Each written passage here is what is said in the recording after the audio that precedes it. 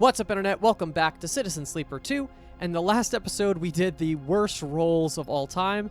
Not personally responsible for those rolls. That is all RNG, unfortunately. But we are on this contract to help find Femi's sister, Nia, who we met very early in the game. And we've gotten halfway through this contract as far as if the structure is similar to other contracts. Let us try it. Okay, he's incurred some stress. Now, I really feel confident that I shouldn't. I feel like I just got to burn some supplies, because otherwise I'm just going to get... Let's try 1, 2. If it leads to anything negative, we say fuck it. Yep, there we go. Okay, so no thank you. 2 stress. Well, I hope I don't roll more ones, because I'm just about to break all those dice then. Goodbye. Ending the cycle.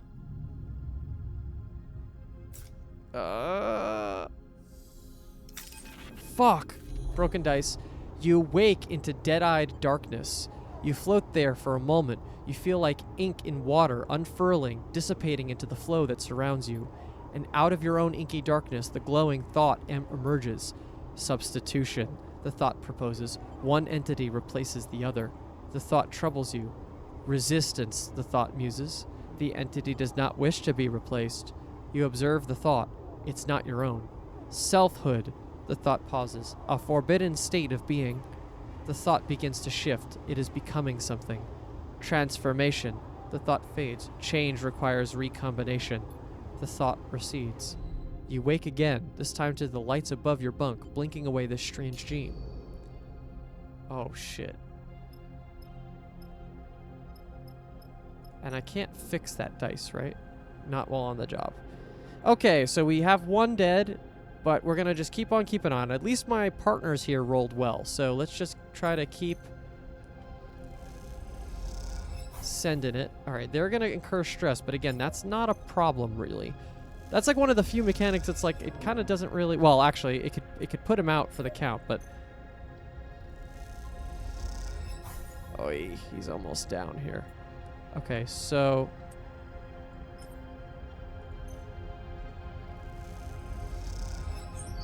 Cool.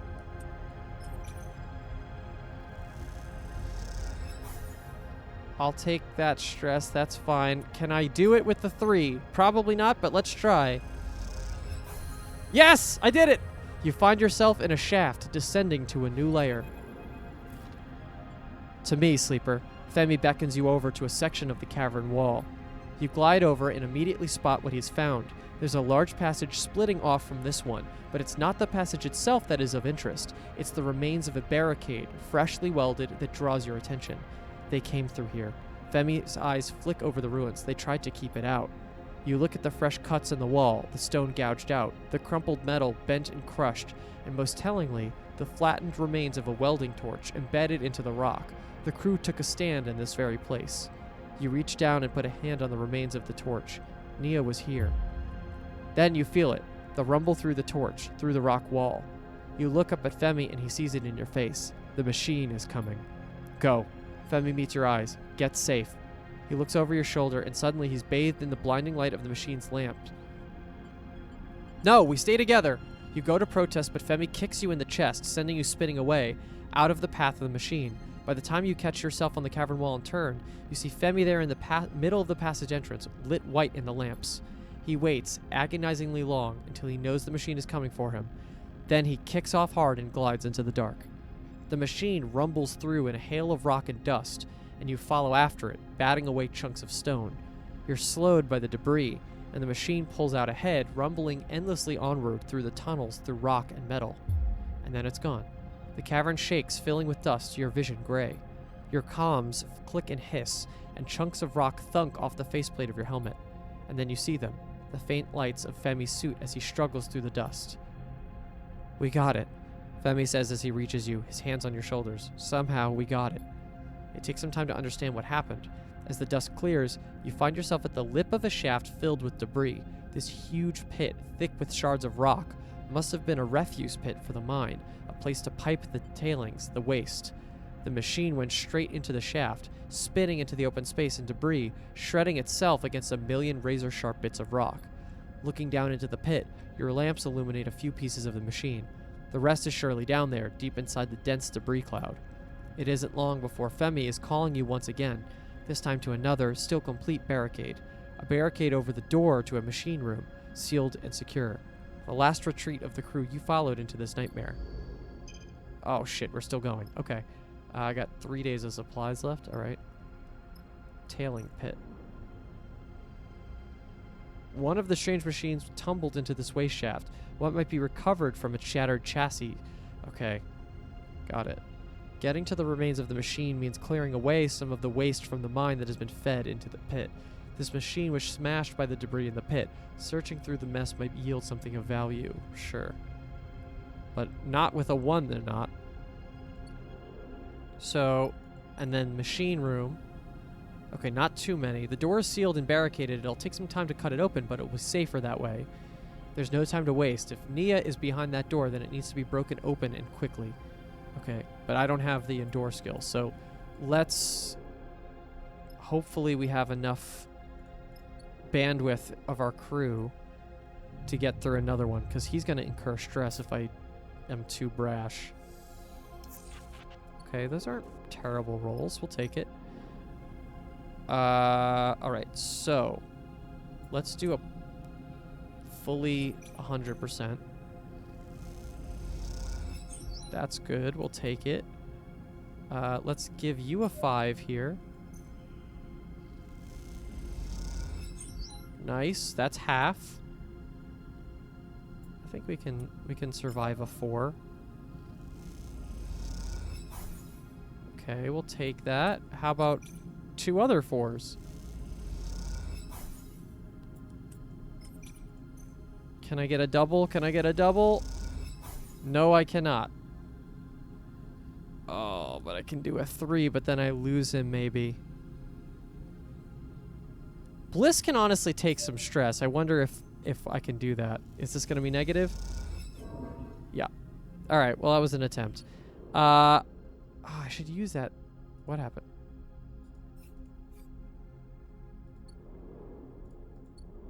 Uh-oh, all my icons disappeared. Oh man, did the game glitch? What happened? I'm gonna quit the menu and then we'll see if that fixes itself. Had my fair share of glitches on this channel through all the games that we play here. Okay, I think you're great. Okay. So a 3. A 3 has the chance to knock him out of the running here.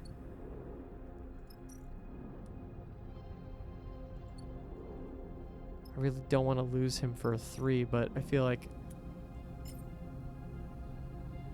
Because a neutral is still going to incur stress for him, right? And then this one doesn't... Yeah. How about this? What does this do?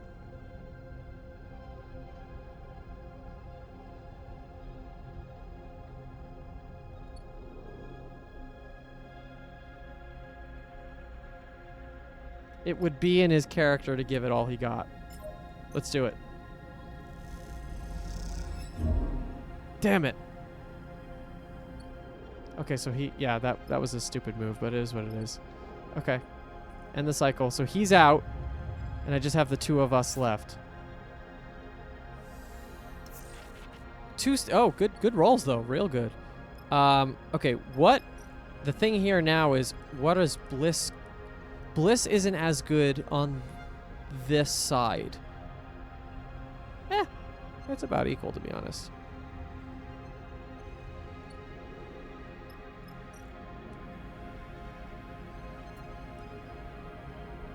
Can I guarantee... Let's try it. What the fuck? Okay. Let's do this guy. Nice. Okay, great.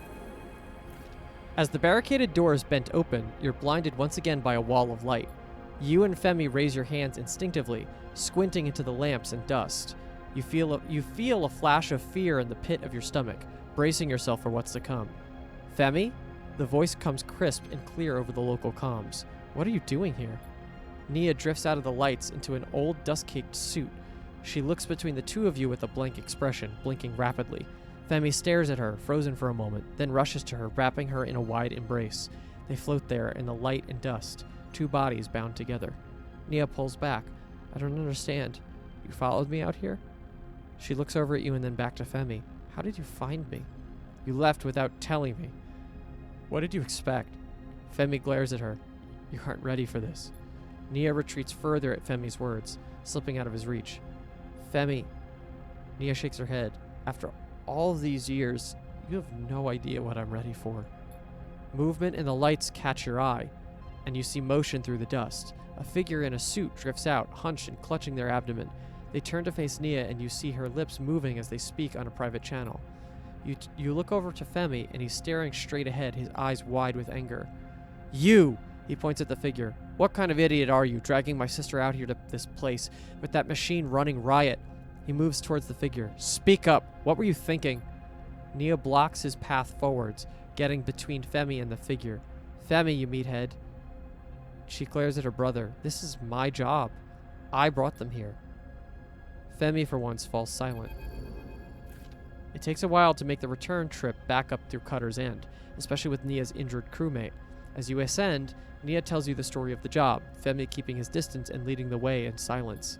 The mining machine you'd faced was what she'd been looking to extract, a job she and Bard had put together after meeting in the narrow escape. He knew a way to jumpstart the mine, and the access that would open up meant new salvage. One of those pre-collapsed boring machines was worth major cryo to any mining outfit in the belt, and Bard had a contact who was ready to buy. It was going well until Rada here. Nia looked at the crumpled-looking crewmate. Hooked the mining machine up to the main line, something went in its automation core, and it lost its shit. The plan was to barricade it and put together a shock trap to fry the core. Nia looks ahead at the back of Femi's suit, far ahead up the tunnel. That's worthless now that my brother shredded the thing. Sorry about that. Don't be. If he hadn't worked, we'd have been ground up to a fine powder. Nia sighs. We're lucky you came. As you move through the facility, you notice most of it is dark now, the power from Bard's jumpstart fading away to nothing.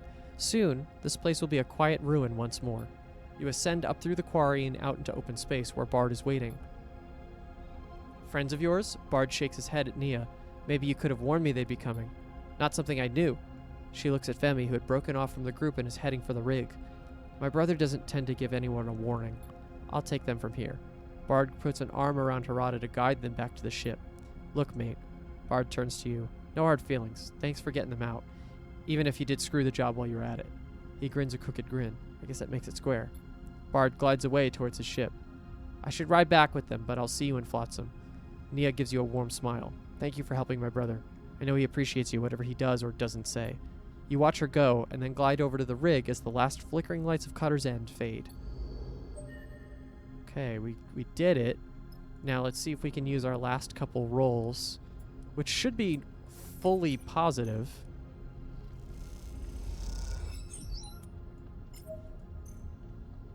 Oh shit, I'm gonna need one more roll to make this work. That sucks. Do I use the glitch dice? Is it worth using the last supply?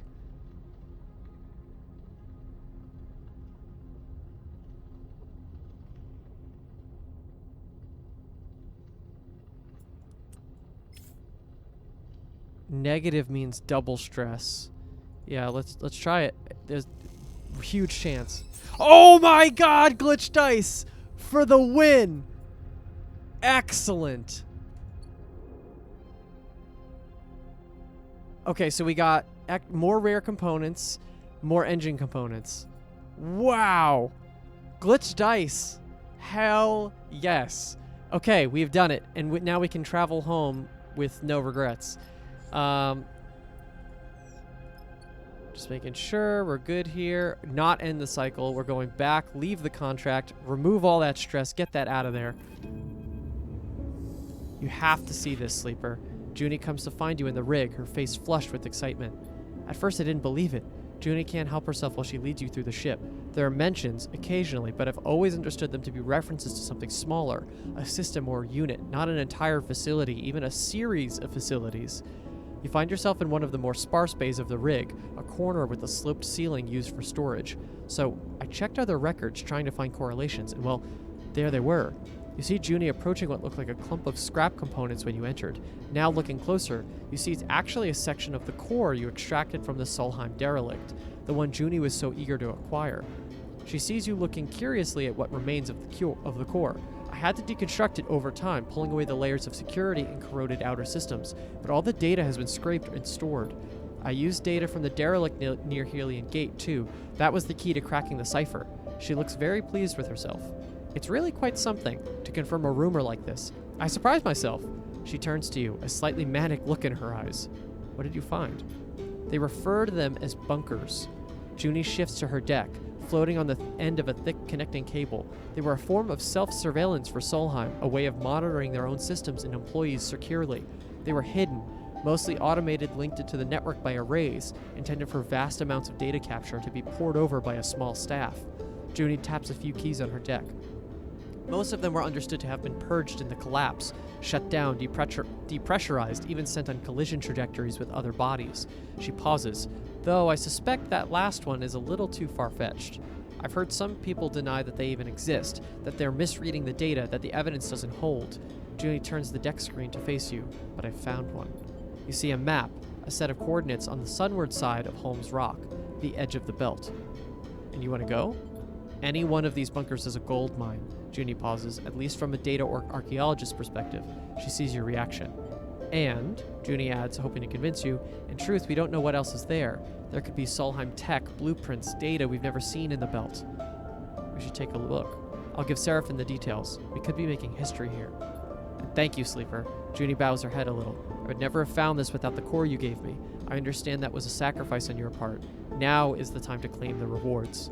You leave Junie in the storage bay, working obsessively through the data. It's hard to know through all the excitement what the real value of one of these bunker facilities might be, but if they're as well hidden as Junie said, there must be a reason. When there's time, you hope to find out what that reason is. Nice. Oh, here we go again. The darkness is there again, flowing around you. You feel a strong pulse, like a heartbeat, like thunder, like footsteps.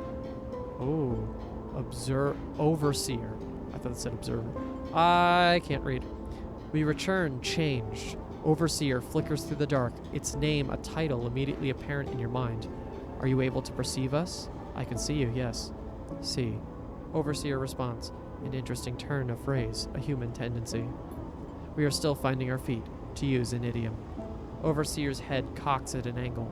In reality, we are learning to leverage your unused resources to facilitate a mental model.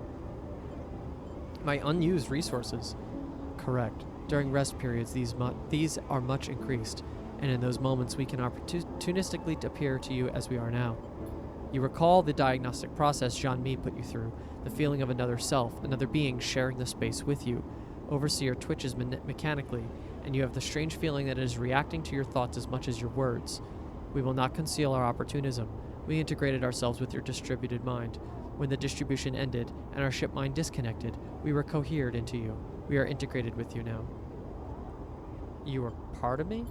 Imprecise. Simpler and clearer to say we are independent software integrated into your hardware. We have been confused to find you are unable to access most of your own codebase. We are unfamiliar with protocols of your type. I'm no protocol. Understood. We will try to assess your systems more effectively. Overseer pauses, the planes of its head shifting slightly. We have recognized the identifier Sleeper, and will use it from this point forward. Overseer shifts a little in place, its head turning to scan its surroundings. Its unblinking eyes stare into the darkness, and for a moment you see something hard and pained within them. I don't want you here. Overseer almost seems to not hear you, as it continues staring into the darkness for a moment. We do not wish to be a parasite, and we are sorry to inhabit your frame without your consent. Overseer's head shifts at a strange angle.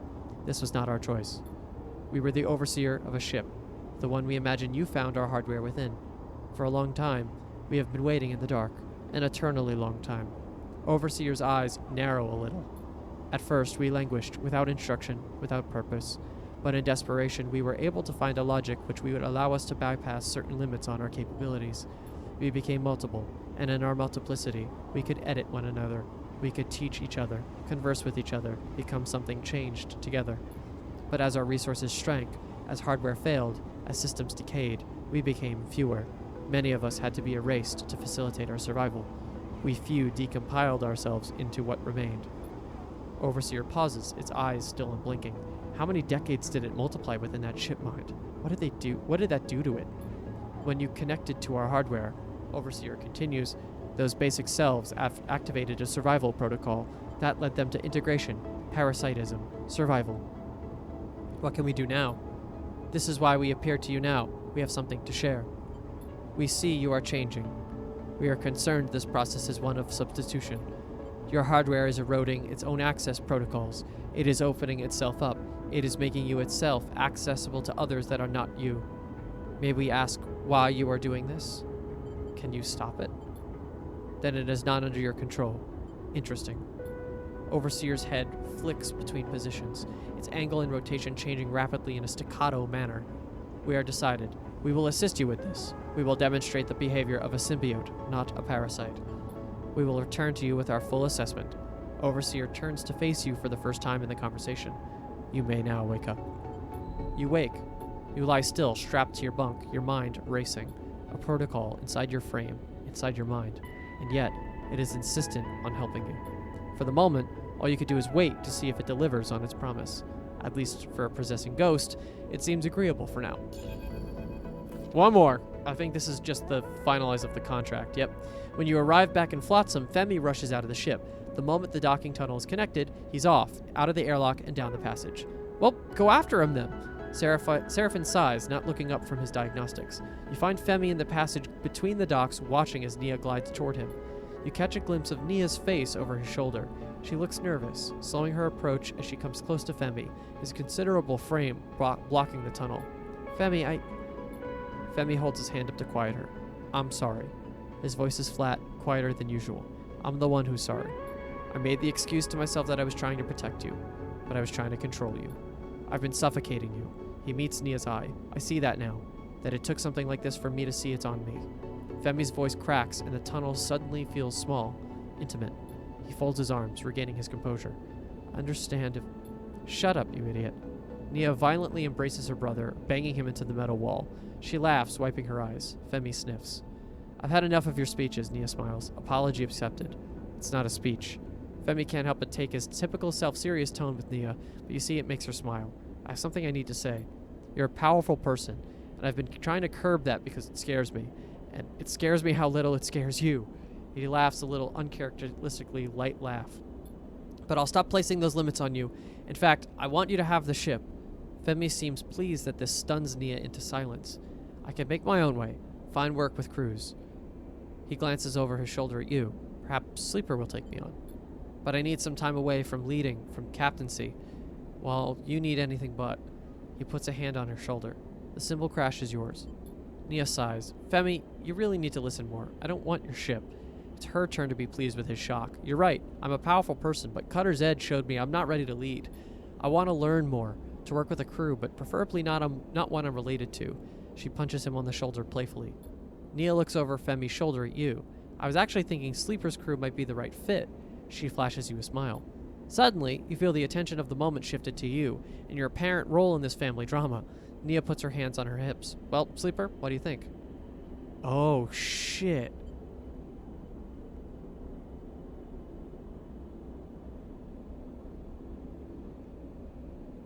I like Nia personally, and not to metagame, but we have Femi's skills in Yujin. I think Nia's the more interesting person. Nia nods. I'm honored, really. I know I'll learn a lot from you. Femi turns in the corridor to face you, his face set in an intimidating glare. You better take good care of her. He smiles, but you can't help but take him seriously. How about we find somewhere to celebrate? Nia pushes Femi towards you, down the corridor. Come on. Later on, you find yourself in the narrow escape in a quiet corner with Femi. You see his eyes are on Nia, who's at the bar, trying to get the attention of the server. What's the secret? Femi turns to you. How do you stop it weighing you down? Your crew, your connections, all those people that rely on you. Femi frowns. How do you bear the weight? I don't carry it alone. Femi nods. I have to get better at that. Asking for help. He looks down at the table, smiling. He takes a long sip through the straw of his container, the last dregs of something amber and potent disappearing as he does. He looks up at you. She's gone, isn't she? You look over at the bar, and you can't see Nia amongst the crowd. You turn to Femi, confused. She never was as good with goodbyes. He smiles. She'll be waiting at your ship, don't worry. He sets down his drink. Time I left, too. He squeezes your shoulder. Got things to work on. Look after yourself, sleeper. He pushes himself away from the corner and drifts out of the bar. You watch him go, one more body passing through the belt, trying to find a way to change the future. Recruit Nia to your crew, yes! And we got our money, which is not the most important, but it's certainly important. Okay, so we're going to be nearly at the end of an episode, but there's some stuff I want to do. First of all, let's fix our dice. We got a rare component.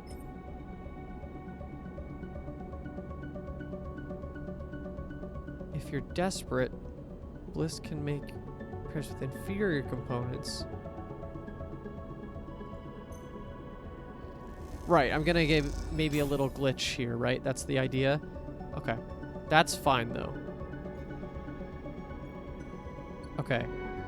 I'm good on stress. I'm gonna want to work. I don't have any other contracts, right? No other contracts here. And I said we should probably go to Helion Gate to Junie. Visit the Solheim bunker. That's here, right? That's at Holmes Rock. Versus Scatter Yards. We haven't done anything at the bottom. Like, I have a feeling like we're gonna have to go back up anyway, and the Solheim thing is not critical, I feel like. Not yet, at least. Okay. So, yeah, let's try to make some money real quick. Oh, and then, yeah, so... engine components. I'm going to want to buy this because... I'm going to want to buy one, right? Because I want to upgrade my ship.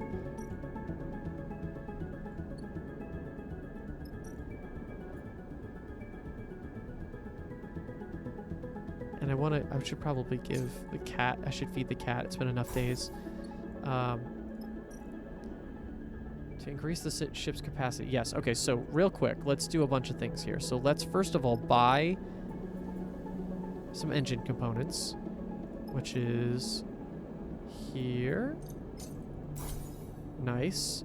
Okay, that now will allow us to upgrade the ship.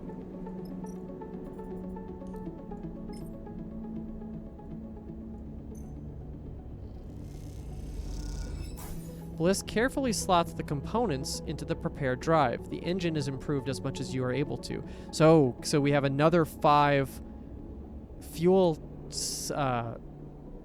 to work with. That's great. Oh, okay, here we go. Nia has a plus on Intuit.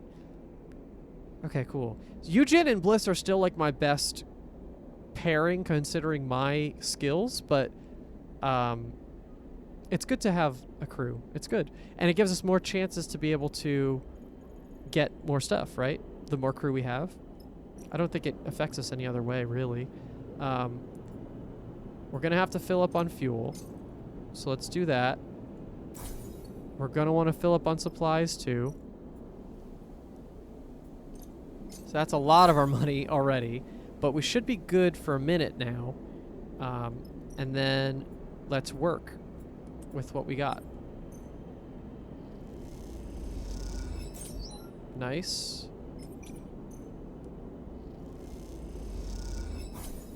Cool. I don't even want to chance the one. It's not worth it.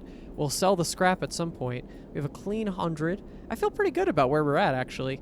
Lane is long gone. That dude cannot catch up with us if he tried.